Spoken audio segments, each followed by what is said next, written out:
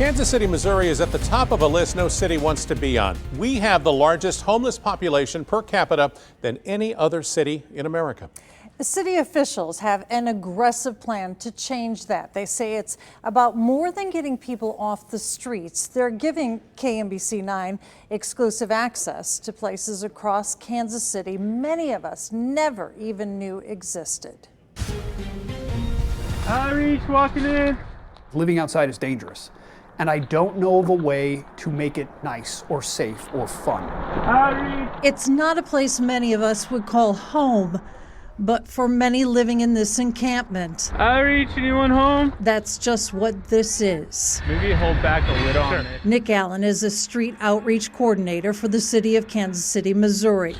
His job is to visit the encampments and talk to the people living here about outreach programs. Methodology from Built for Zero, which works to end homelessness in cities nationwide, estimates there are 4,000 people in Kansas City without permanent housing. Now it's getting colder. Have you thought about trying to go back in the nursing home? With so many in need, Nick's goal is building relationships, building trust, and that takes time. And when I'm progressively engaging and I keep seeing that person, I am now a part of their life and kind of in this with them and form that bond as well. Creating bonds to help people escape homelessness. Because encampments like these are dangerous and sometimes deadly. Check on this backside if there's more. There's trafficking, there's substance use disorder, there's the things you have to do to get substances. There's keeping people in debt as a result of those that prevent them from getting housed.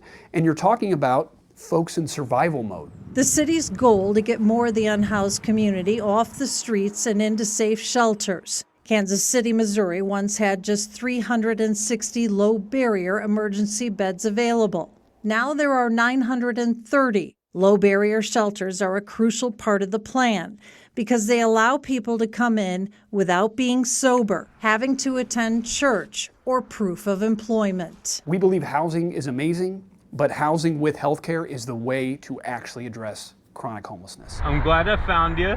And that's why what Nick does is so vital to the city's long-term plan. Address the mental and physical needs, and then work on housing needs. Encampments in general, they're not pleasant. They're just not. And I've never seen anyone's life improve living in an encampment. So the goal has to be, how do we get you out of this and how do we get you somewhere safe?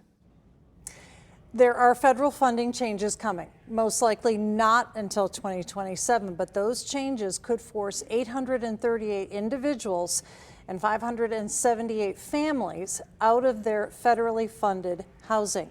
Now, our investigation will continue into how that affects the homeless population and the city's aggressive multi-tiered plan to address it. Josh Henn just said something that I think was interesting to me about the emphasis always on additional affordable housing, but without significant mental health resources there to back that up, here we are.